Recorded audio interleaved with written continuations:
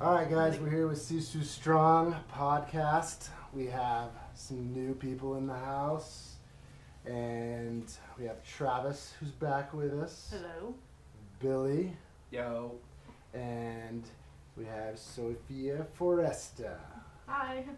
So, Sophia's kind of our special guest today, and we're going to talk a little bit about training girls in general. We're going to get some backstory from her. First, to start out, she is a BMX racer, which has been really cool to get to watch the last few days. And she just came back from some time at the Olympic Training Center, and it is just an all-around awesome chick. And I'm going to let her kind of just fill you in a little bit of her background with some of the racing titles and where she is and some kind of future plans. All right, well, as he was saying, I am a BMX racer. I started when I was 6 years old, so it's 10 years this year. It's kind of crazy. I did it for a while, like a couple years, and then I started getting into gymnastics and track and field, and I loved it, but I always wanted to just come back and start racing again. So I started getting back into it pretty seriously about 2011. In 2011, I went to the Grand Nationals for the first time, and I raced, and I got a second and a third, and that was really exciting. But I wanted to win, so of course I wanted to keep going with it and get a lot better. So that next year in 2012, I was going for the National Age Group #1 title, which means that you gain the most points out of your age group in the whole country, and then you win the Grand Nationals. So I went for that, and I ended up winning, but I accumulated enough points to be the #1 girl in the nation out of all of the age groups, just because of the amount of points that I had. Nice. So I ended up winning that, and that was really exciting. So then I won the NAG 1 title that next year. I didn't have enough points for the National 1, but it was really exciting to still be able to get that. And then last year I ended up with the 2nd. So that was really good, and I'm excited for this year. Going back. So, what's the age range of people you're racing against right now? Currently it's 15, 16 girls. Okay. So next year when I turn 17, it'll be 17, 20. Okay. Yeah, so right now 15, 16, that's exciting. It's a Cool. fast class. Is it? Mm-hmm. Awesome. So we got to watch her race yesterday, and she won pretty handedly. It was pretty impressive. There's a lot that goes into this sport, even a lot more than I originally thought of, and it's been really cool to watch. So some of the things that, just like any sport, you have to deal with are injuries. You've kind of had 2 in the last year. What happened last year? It was about this time, right? Last year.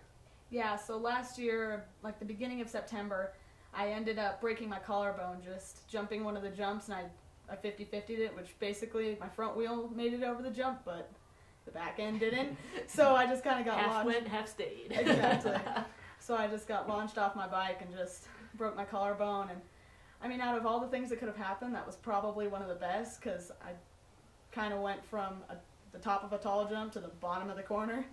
But it kind of set me back a little bit, considering how close it was to Grands, and that made it pretty hard to get back. But it taught me a lot, so overall it was a good learning experience. And it's definitely a really common injury with BMX. A lot of people you'll hear a lot of the announcers at BMX tracks, say the BMXers are like bull riders. The falls that you take, as far as where you kind of hit on your body and the momentum and everything is actually really similar to getting thrown off. A lot of times you get thrown off to where you don't have control to even put arms out or really kind of save yourself. And then Sophie, I know you clip in. Most competitive BMXers do. And just for those of you that don't know what that means like on a road bike where you clip your feet to your pedals. That's what BMX racers, that's what it takes these days to be competitive out of the gate, as well as just getting down the track. So when you do get kind of squirrely, or 50-50 a jump, you definitely get sent for a ride, and it's a pretty uncontrolled and usually a pretty hard slam. And It's so more Billy, intense than bull riders. Bull riders don't clip in. well, they're tied in. Yeah, one hand. Yeah. One hand is pretty You're clipped crazy. So Billy, you've actually gotten to see a lot of her progressions over the year, right? Yeah, definitely. Yeah, I watched Sophie and her brother Joey both come up racing. You know, I mean, I that's what I was kind of joking even the other night, is that, you know, Sophie used to pull up next to me at the gate and, you know, always give me this look of like, come on, and then beat me down the first straight, which is really fun when you're, you know, 28 and you have a 10-year-old kicking your butt. But yeah, I mean, I've just seen her really progress through all the sports. And, you know, one of the main things that you know, you see a lot in BMX, and Sophie, you probably can kind of concur to this as well, is, you know, I mean, you have a wide range of people in every sport, you know what I mean, whether it be really good, you know, good sports, bad sports, sportsmanship, whatever. And, you know, that's one thing, Sophie, you were first class, always have been, you know, great person, always happy, always helping people out, always just kind of, you know, doing your thing. And yeah, it's been an awesome experience to see you go from where you're at to, you know, training with the Olympic Training Center. That's amazing. And that's a great point, and something that Billy, Travis, and I have all got to be around some of the best athletes in the world in some of the sports that we've been around. And one of the things that really sets them apart is, one, their skill, obviously, but their personality. And what are they like? Are you just like, man, that was really inconvenient for them to talk to me? And you're like, thanks, that was awesome. Or are they excited to talk to you? And I've really gotten to hang out with Sophie twice now. This is the third time. And every time I was like, wow, she's excited to talk to me. And whether or not she was, she played it off really well. And so I felt really good about myself, you know, and Billy's been bragging on her for a while. I'm like, you got to meet this girl. She's amazing. And Mike Kelly was the same way. And it's so true. And that's, you know, as a athlete, as you go forward, that's what's going to take you farther than anything, is that attitude. And every time that we've talked, one of the things that Sophie said to me is, I'm just trying to get a little bit better. Sophie's in the part of her career right now where literally like tenths of seconds are vital to improving. That she's at that point now where she is looking for a tenth of a second out of the gate or in a corner or on the straightaway. What is that like, training like that? We talked a little bit about some of your goals when you were at OTC and stuff. How's that tough mentally, and then how gratifying is it when you see that? So like I was telling you about the training center, so when you go there, part of the camp is that at the end of the week you do time trials and a race simulation. So when you're doing your time trial, I mean, you're on the track all by yourself, so there's nobody around. You can't say, oh man, that person cut me off. It's all on you. So they time it, and when you're going around the track and you get to the finish line, you get to see your time, and it's kind of crazy to see how fast you're really going. But when you get that time, the next camp, you're like, oh wow, I want to drop a tenth of a second or 2/10 of a second or whatever. And I mean, it's crazy to think how hard that is, because it's just the little things that really make a big difference, but at the same time, those little things take a lot of work. So like my coach at the training center, Ariel Martin, she is the head person there, and Jonas Harmon, he actually lives here, but they help me a lot when I'm there. Like, it's kind of hard to explain, but you got to get better backside on the jump, so you have to push harder down the backside to try to get that little tiny bit of time. And on every single jump, if you get that 2/10 of a second or whatever. But that is really hard to do. You got to get over the front of your bike, and you have to get over the fear of being able to do that. That's one of the hardest parts too. I mean, you're jumping these massive jumps, and it's like, oh wow, man, I'm going fast, but I need to go faster, but it's still pretty scary. So it's really fun to be able to reach those goals, but it is hard to get there. But like I said, when you do, it's like, oh my gosh, this is amazing. Yeah, that's definitely one of the things that coming up in biking over the years as well, and you know, I'm sure you'll attest to this, or any other competitive racers, just like you said, getting that front end down. You know, it's one thing to clear over a jump and have the kind of that satisfaction of getting both wheels over, just kind of landing smoothly on the backside. But yeah, when nailed it. Yeah, but when you're looking, you know, like Sophie said, tenths of a second between qualifying for making the Olympic team or not making the Olympic team, that push and that dive into the backside, putting all the pressure and all the contact on your front wheel that's an intense feeling. Right. That's next level. Yeah, For sure. And it's really scary just because when you're doing all that, I mean, getting over the front of your bike it is probably the safest place to be, but it's the scariest because you're like, wow, over the back end, I mean, you control, but you're like, okay, if I case a jump, I'm going to be fine. But when you're over the front, you've got all control over the bike, you got all this power, and you're just diving straight down into the jumps, and it is pretty scary, but it's so gratifying when you end up doing it and you drop that 10th of a second or whatever. It's so cool. Nice. So, in the training, this kind of leads us right into what our main topic for today is talking about training females in general. And one of the things that I've noticed over the last few years of doing that, and really the last 15 years of coaching action sports, but even more so on the strength training side the last few years, is girls want to understand how to do stuff. Guys, we just like to run through, we're like, oh, we got to get through this door quick. And so guys are going to run through and knock the door down. And then we realize after we're through, well, now we got to take the time to fix the door. Where a girl's going to figure out how to pick the locker or go and realize that the keys are in her pocket or something. And get through and then save a lot of time on the backside. So for us, we've been seeing action sports as something that isn't hugely accepted as a girl's sport. It's definitely a male dominant industry, but it's wide open for girls. And I personally feel like there is even a greater spot for the girls that want to get into it and stick with it, because of their desire to learn the basics, to fight for those tenths of a second and really learn the fundamentals of how do I get into a better position to do this. What is it that, from the races, it seems like there's a lot of young girls that are competing in that 6 to 10 category. Does it die off from that point? I mean, you said you got out of it for a little bit, and then do you think it goes into, and this is for all of you guys, do you think it goes into where as a society people are like, oh, that's too rough and tumble for girls, or girls are just like, oh, it's not. I'm curious to see why not as many girls follow it like you or like Travis did. I think a big part of it is that, number one, when girls get to become teenagers, they kind of want to do the whole teenage thing, and I get that for sure. But along with that, all the guys around that time are starting to get faster and stronger just naturally. So the girls excel when they're young because we all get big and strong for the most part when we're younger. But then all the guys all of a sudden just exceed us by far, just all of a sudden. And some girls, that just is really hard mentally for them.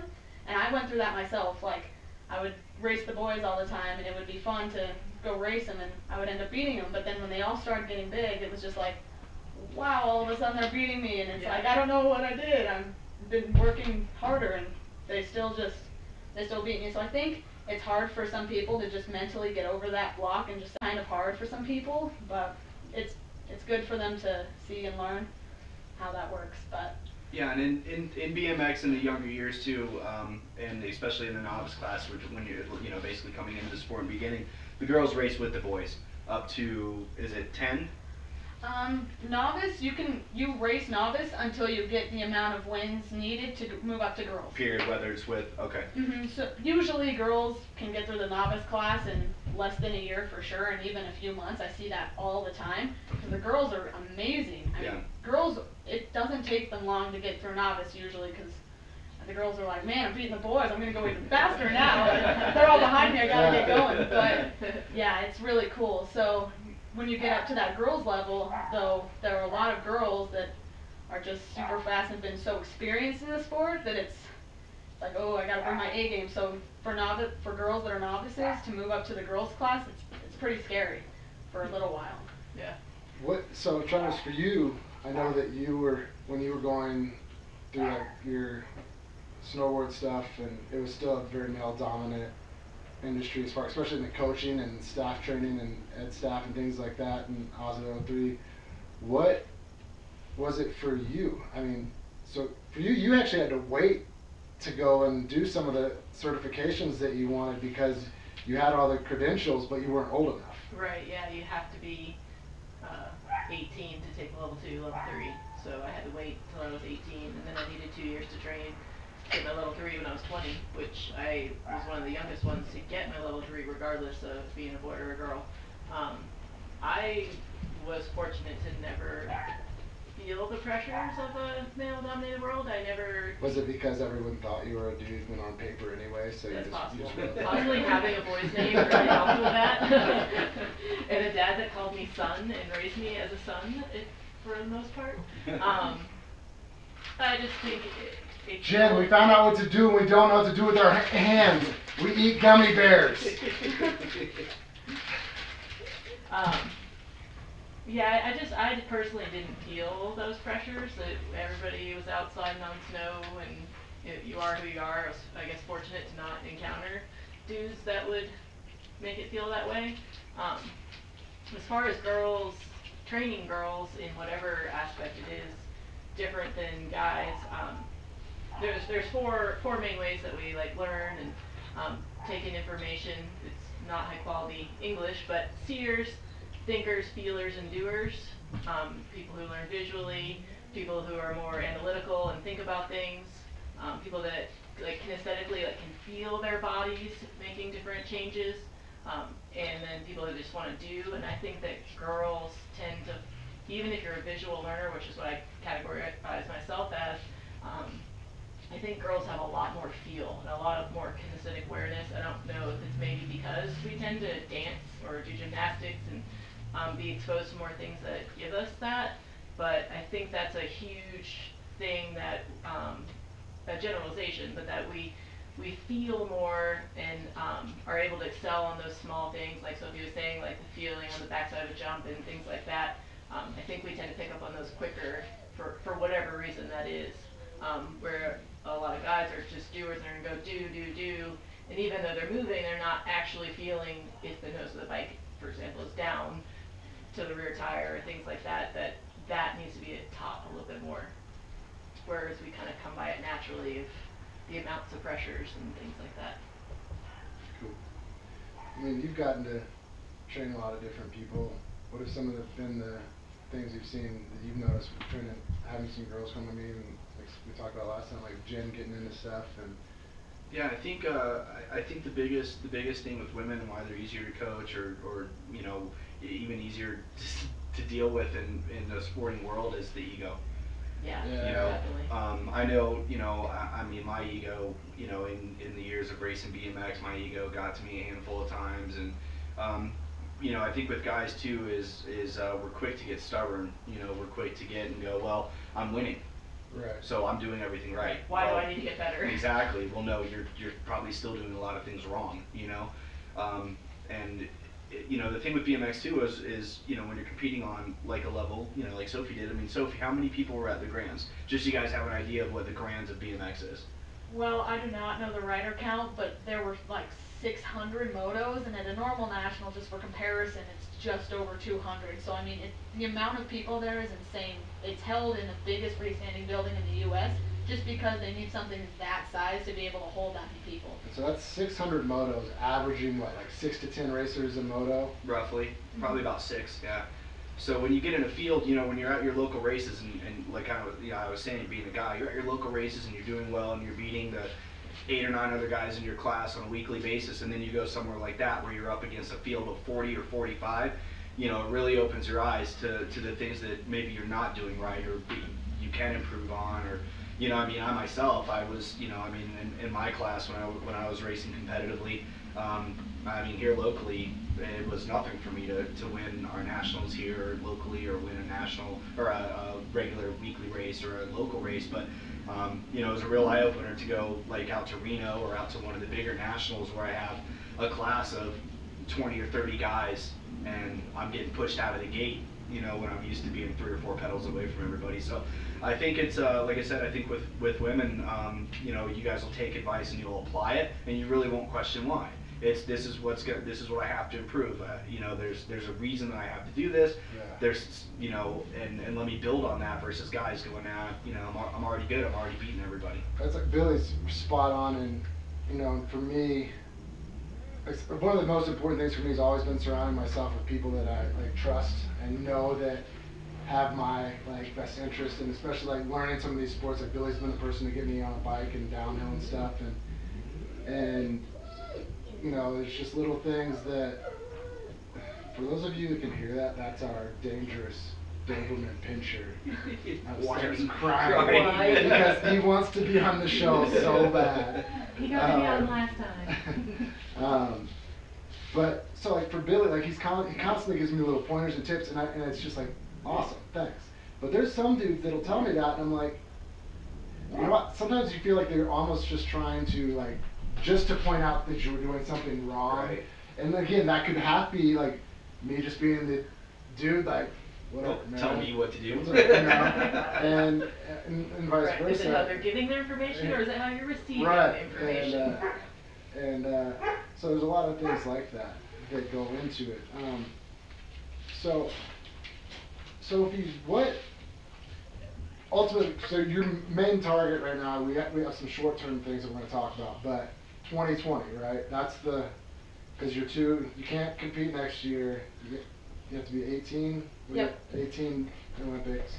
So Sophie's goal right now. Yeah, I didn't know you did either. I guess China didn't get that message. Well, for Is it some- only for BMX? Yes. Oh, okay. Because It's like swimmers and gymnastics and. yeah, since gymnastics is kind of, you can start like as soon as you want really, and Like out the womb. exactly. And when you're so young like that, they excel really, really young, so they just start them earlier. But you can only start racing Supercross at like 14 years old, and that's still pretty young. So they need time for them to, Okay. get faster, Alright. have time to prepare, and have that experience mostly. Okay. Thanks. So that's our goal. Like another reason that Sophie and I have been hooked up is I'm thankfully to Billy, I'm gonna force her to letting me like train with her and train her and help her out some.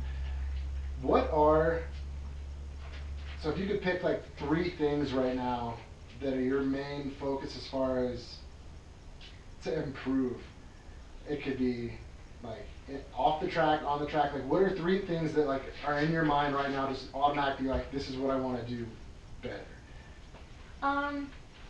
Well, this is gonna kind of sound funny, but endurance, although the longest pretty much a BMX race is gonna be is like 40 something seconds, maybe, and that's still pretty long.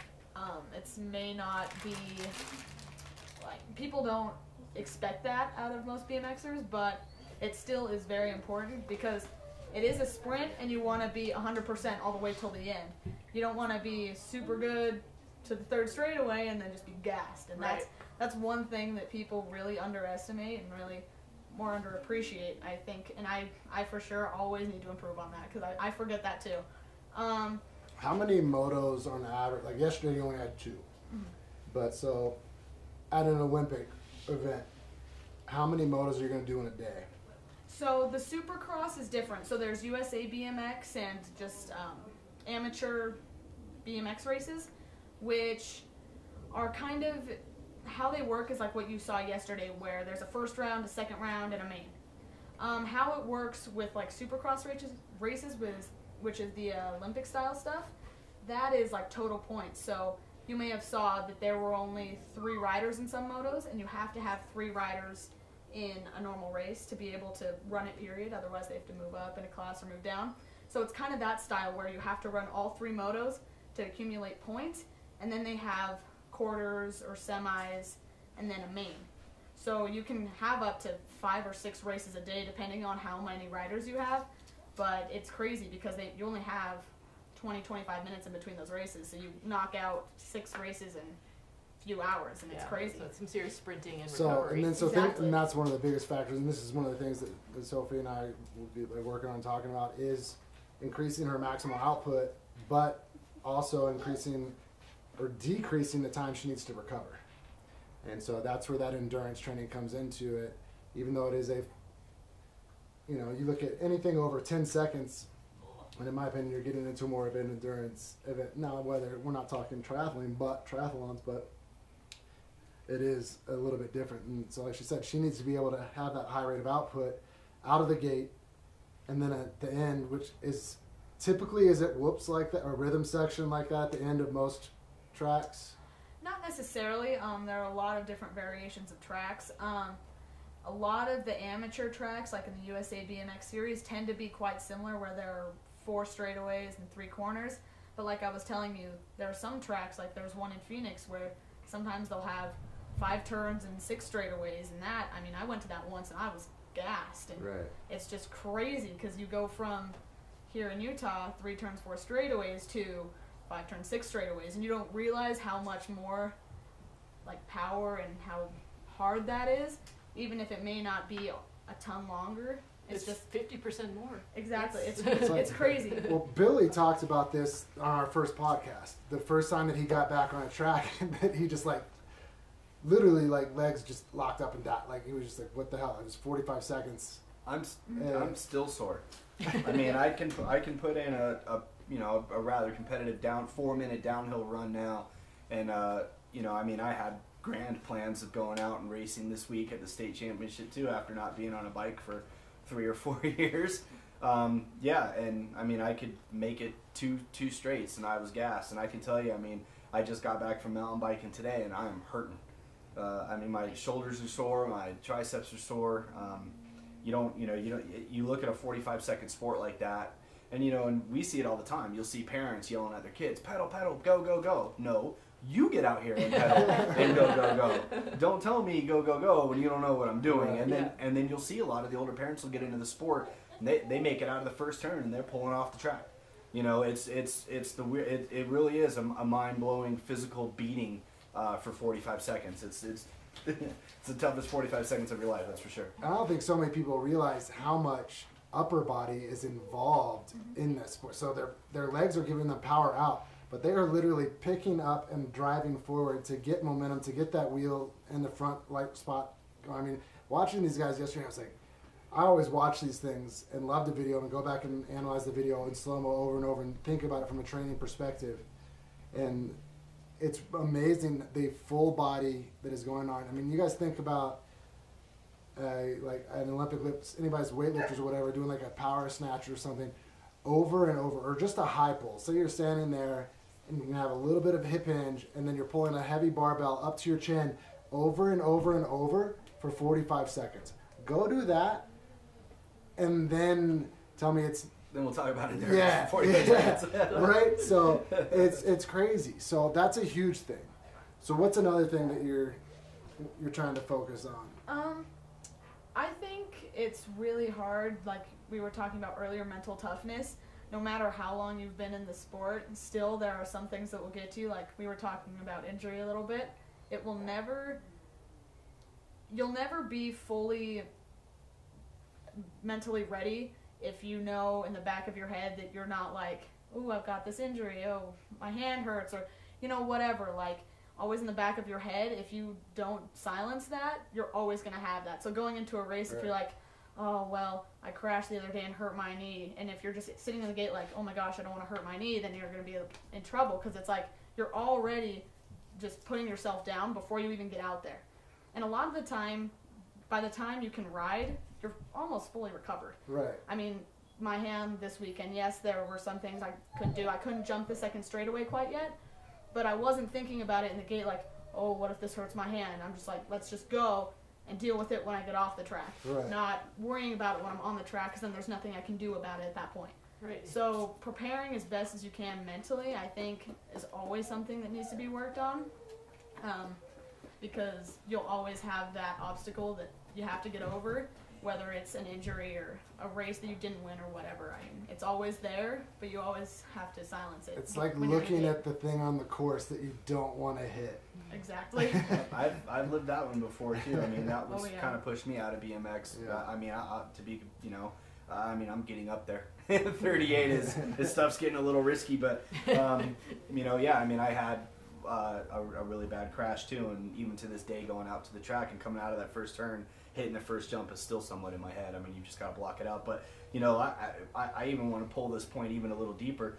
Sophie, what about the races where your first real gate in practice, you go down, and then you've still got to practice and warm up, and then you've still got to get out there and race. I mean, I don't know if that's happened to you before. It's happened to me, and it's you're sitting there in the gate before you're even ready to race, and you're already bloody, you're already bruised up and sore, and You know, I came out of the gate right before, actually it was right before the state race a couple of years ago. 2 pedals out, sheared off the crank bolts, and face planted directly into the ground. And then I mean, that was my second or third gate in practice before the race, and I still had to get out there and compete. I mean, you've had to been in positions like that before, where you just have to push through it.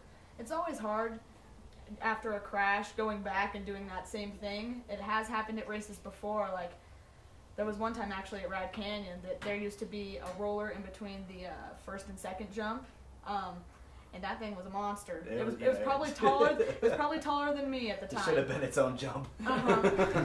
Exactly. And I just crashed and I just slid and I just smacked right into it, and that was one of the hardest hits I've ever taken, just because it knocked the wind out of me, and I was stunned. I'm like, oh no, I don't know what to do. And going back at that jump, I would look at it in the gate, and it's like, well, I've got to get over it at some point. If I want to keep doing this, I'm going to have to do it again. And I'm going to have to figure out why I did that and why I'm not going to do it again.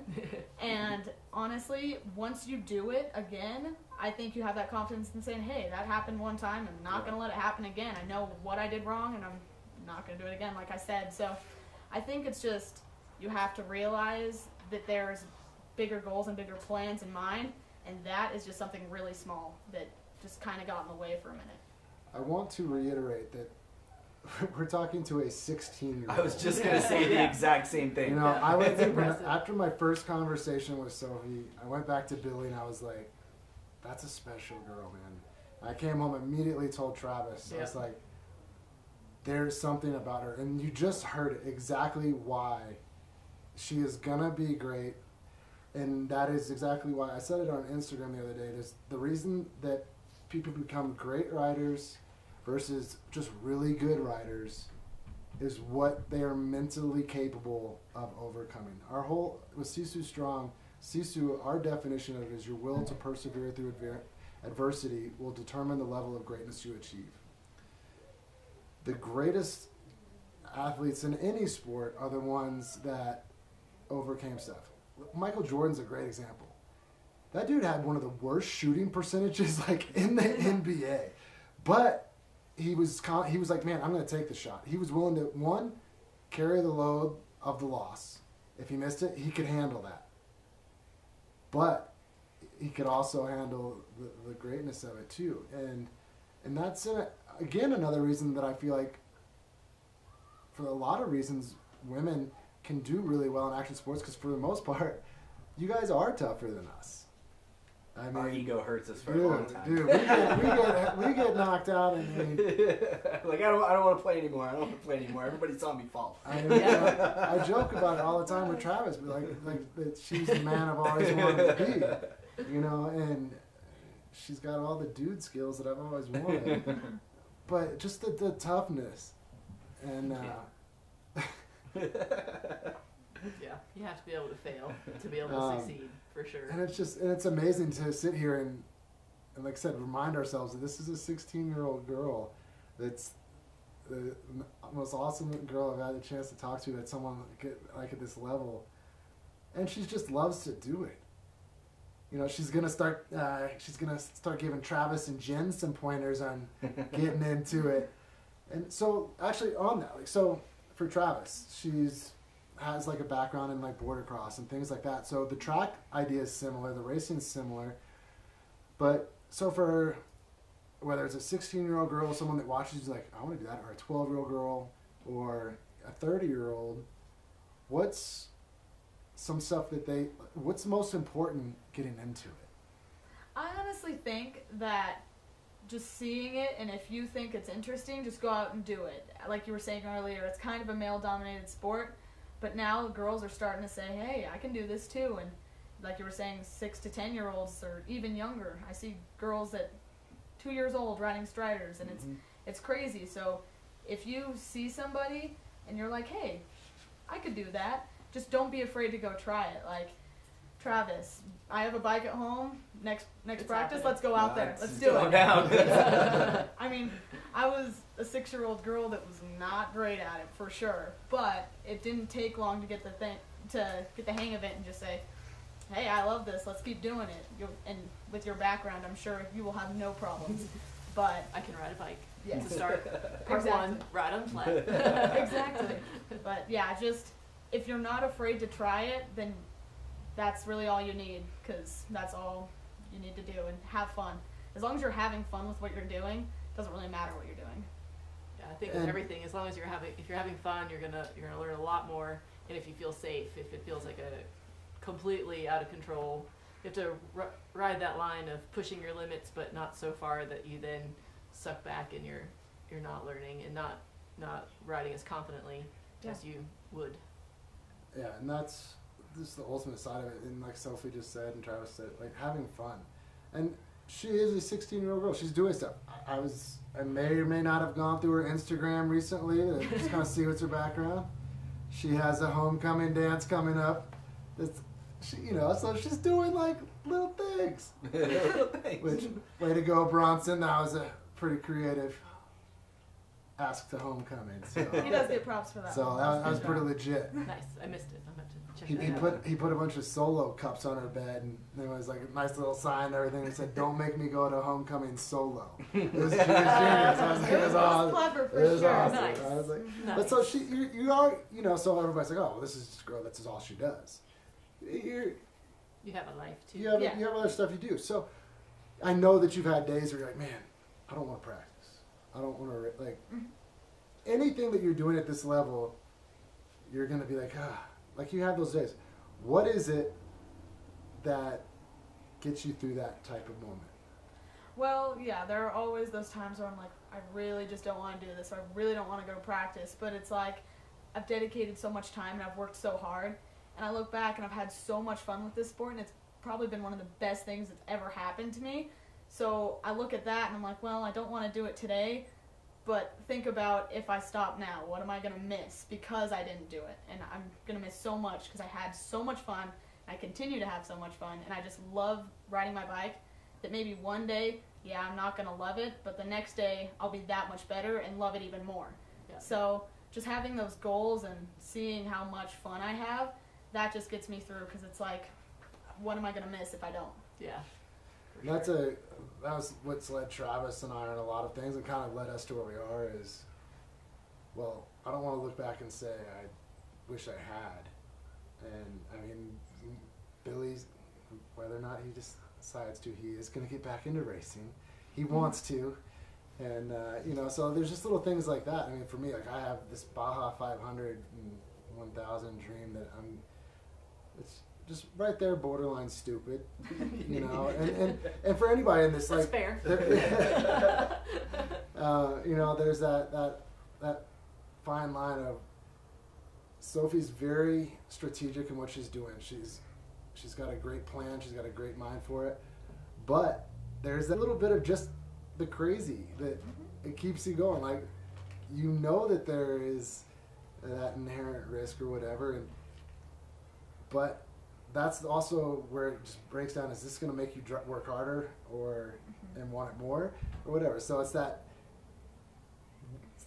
fine line of going after things with just a little bit of crazy in there that makes great things happen. And It's what you were controlled chaos. Yeah. and what you were saying about, I wish I would have done that or whatever, that also helps with the mental toughness too. Like, if you don't hit that jump, you're going to go home and be like, oh, man, I really wish I would have done that because I knew I had it, but I just didn't think I could. And if you just do it, you're like, oh my gosh, I totally just did that. How sweet was that? But then you go home and beat yourself up about it, and that's happened to me. I've been to a few of the training center camps, and there were jumps that I didn't jump the first couple times, and I was like, I would go home for months and months and months until the next one. I'd be like, wow, I just beat myself up about it the whole time. And then I finally went there and did it, and I was like, wow, this is great. Now that I can do the whole track, now it's getting to those little things. So you overcome those big things, and all of a sudden they become little things. So it's just all of that kind of blends together. But Cool. Sweet. So, and actually, along that, so for those of you guys that don't know, we actually have a flow coach that we work with named Nathan Hansen, that his whole gig is about helping you get into that set of flow that when, you're going through that track and all of a sudden, like, you realize you don't really remember it, But then when you really think about it, you can break it down to the most minute detail. Like, it's like that 45-second run was 10 minutes long, and you can remember every little thing. You're just like in the zone or whatever, and the new term for it now is flow. And so Nate is actually working with athletes now to help coach that side of things, and it's been really cool to see some of the success he's had with that. So we'll just kind of wrap it up a little bit. But so next coming up is Thanksgiving. Yes. So the Grand Nationals in Thanksgiving is held every year. That's kind of where all of the points and all the titles are finalized and determined. So that's kind of the big one for the year for me. It should be exciting. There are a lot of fast people there, but it's a good one, and it's always a good thing to work towards. There are 3 races in that weekend that you can race and get titles for. So yeah, it's a big weekend for people to get titles and have fun and kind of show what they can do, but it's a fun one for sure. And that's in Tulsa, Oklahoma? Yep. Cool. Yeah. And so I know you've got a long list of sponsors and stuff, but you want to just name a few of those guys that have really helped you get here? And I know obviously your parents are awesome. I've gotten to meet both of them, and they're just phenomenal. And you have a brother that's racing too, but just kind of any shout outs you want to give? And Oh, for sure. My parents, absolutely, like you were saying, they are the best people in the world. They'll take me anywhere I need. They'll do anything I need so I can achieve my goals, and they've been the biggest supporters. And my brother, he's a crazy downhiller. He's amazing. I follow him all the time just because he knows what he's doing, and I follow him, learn skills from him. He's a great training partner. I love him to death. My more training partner, but Heather Allred. I've known her forever. She's an amazing athlete, and she teaches me so much all the time, and she's just my best friend. GT Bicycles and Steve Spencer, they were my first factory team sponsor, but I've known Steve forever, and he's just been the biggest supporter. No matter how I do, he doesn't care. He's just happy that I'm trying hard and being a good sport, and he just wants me to have fun. Rad Canyon BMX, they are a great facility for me to be able to practice on. They're one of the top 10 tracks in the country, so it's really great for me to be able to spend time there and be able to train there. Ariel Martin and Jonas Harmon, they're the coaches at the Olympic Training Center. It's really great to have them and know them so I can be able to train at that facility, because that's also another place that is amazing, and I'm so glad to have that opportunity. That sounds like about it, but so thank you guys. There is a pretty, Billy, maybe you can add to this a little bit. So one of the cool things about this sport compared to a lot of the other ones is it's actually pretty, as far as initial investment get into, from a lot of the action sports out there, it's on the lower cost level of things. For a bike and whatever, you can get into a bike for $500 or whatever, but there is a good amount of tracks that are available for those of you guys that are my age and Billy's. We grew up watching the movie Rad, and so Oh, my hard backflip! Hulk Hogan, eat your heart out. but there seems to be a lot bigger than even I knew. Yeah, BMX for years, it was really popular back in the 80s around when Rad came out, and then it just kind of disappeared. I think a lot of it had to do with motocross. Motocross came in, and with the evolution of supercross, and that immediately got huge television, and when you have those kind of sponsors and Monster and those things, you just a sport's going to take off.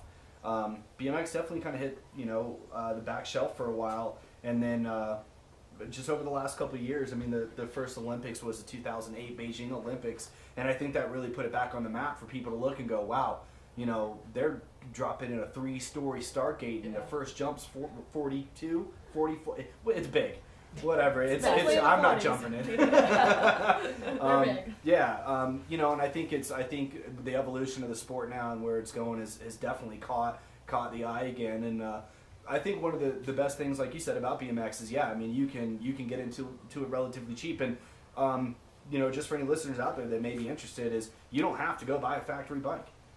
You could take your kid on their Huffy Walmart bicycle out to the track, take off the kickstand, put on jeans, jersey, give them a helmet, and they're good to go. Awesome. A year memberships, $45 still, I think, for your or $50 somewhere yeah, around there. something And like that gets you sanctioned and also gets you some insurance. And then typically most practices are $3 to $5, and races are about $10. So yeah, it's a great sport to get into, a great family sport to get into. You know, you see a lot of same kind of thing, parents and children out there racing together. You know, the old guys class, you know, the old nervouses and squirrely guys, and then, you know, they come off the track and their kids, they're all stoked, and then they sit down and let the kid go get the trophy, you know. But yeah, it's a great atmosphere, man. Great sport, and I think it's definitely growing. Cool. What is some of the areas, we'll put them on the description stuff, but where can people follow you? You can follow me on Instagram and Twitter at SForesta1, and it's Forest with an A on the end, for those of you that don't know how to spell it, which I understand, totally understand, and then Sophia Foresta on Facebook. Cool. Awesome. And we'll post all that stuff, guys. One of the cool things is as we are helping Sophie get moving forward and even getting her to teach Travis and stuff, we will be giving you guys some tutorials and using Billy and with all the other stuff that we're doing with these guys to show you guys how to get into it. We'll be sure to post some videos of her training on and off the track, and just let you guys follow her along on this awesome journey. She is an awesome girl, and again, I can't be stoked to have someone involved with us, and more so than her, and give her a shout out, and follow her on all of her social media. Awesome. Cool. Thank you guys. Thanks for checking it out.